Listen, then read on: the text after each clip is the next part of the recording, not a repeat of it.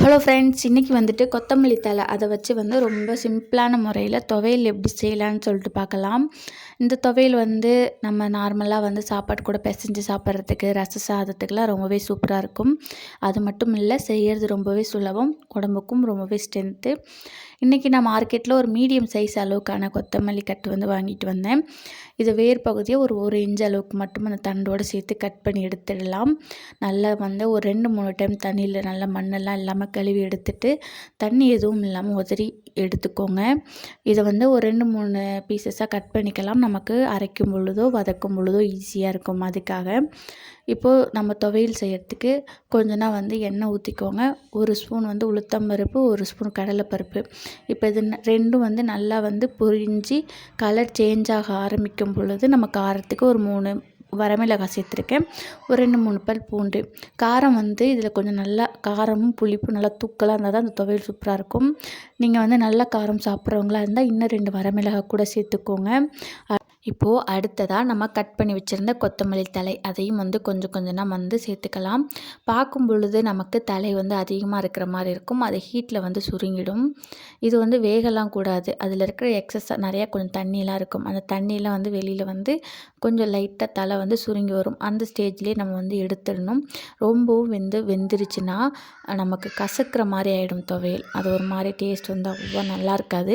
நமக்கு அந்த கொத்தமல்லியோட ஒரிஜினல் வாசம் அப்படியே இருக்கணும் ஃப்ளேவரு.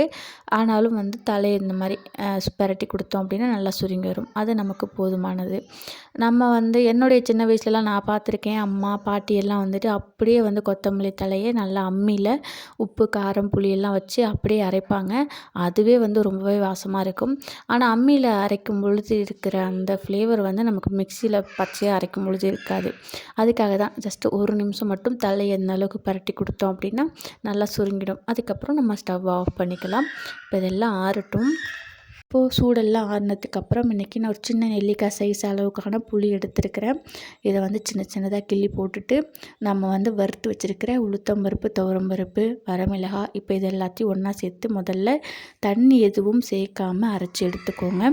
தண்ணி சேர்க்க வேண்டாம் இந்த துவையலுக்கு. வேணும்னா லைட்டாக அப்பப்போ தெளிச்சிக்கலாம்.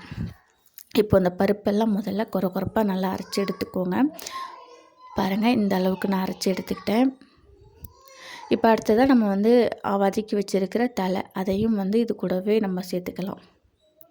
இந்த துவையல் ரொம்பவே ஈஸியாக அரைச்சிடலாம். ஒரு 10 நிமிஷத்துலலாம் ரெடி பண்ணிடலாம். அது மட்டும் இல்லாமல் உடம்புக்கெல்லாம் ரொம்பவே ஸ்ட்ரென்த்து. கண்டிப்பாக வீட்டில் ட்ரை பண்ணி பாருங்கள். இப்போ பாருங்கள், கொஞ்சம் கொஞ்சமாக தலையை போட்டு நான் 2 டைமாக தலையை சேர்த்துக்கிறேன். ஏன்னா மிக்ஸி ஜார் சின்னது தான். நம்ம தலை அரைஞ்சதுக்கப்புறம் கொத்தமல்லி இலை எல்லாம் சுருங்கிடும். அதனால் ஒரு 2 டைமாக கொஞ்சம் கொஞ்சமாக சேர்த்துட்டு கடைசியாக அந்த துவையலுக்கு ஏற்ற மாதிரி உப்பு சேர்த்துக்கோங்க. ஏன்னா பார்க்கும் பொழுது தலையெல்லாம் சேர்ந்து அதிகமாக இருக்கிற மாதிரி இருக்கும். அரைச்சதுக்கப்புறம் கம்மியாயிடும். அதனால் இப்போ பாருங்கள், நமக்கு ரொம்பவே சூப்பராக கொத்தமல்லி துவையல் ரெடி ஆயிடுச்சு. நம்ம அரைக்கும் பொழுது கொத்தமல்லியோட வாசனை வீடு ஃபுல்லாக கமகமன்னு இருக்கும். கொஞ்சனா எண்ணெய் ஊற்றி கடுகு கொஞ்சனா வரமிளகாய் போட்டு நம்ம தாளிப்பு கொடுத்துக்கலாம். தாளிக்காமையும் சாப்பிடலாம். ரொம்பவே சூப்பராக இருக்கும். இது ஃப்ரிட்ஜில் வச்சு 2-3 நாள் கூட யூஸ் பண்ணலாம். ஏன்னா புளிலாம் சேர்த்து அரைச்சிருக்கும். கண்டிப்பாக ட்ரை பண்ணி பார்த்துட்டு டேஸ்ட் எப்படி இருக்குன்னு கமெண்ட்டில் சொல்லுங்கள். தேங்க்யூ ஃபார் வாட்சிங்.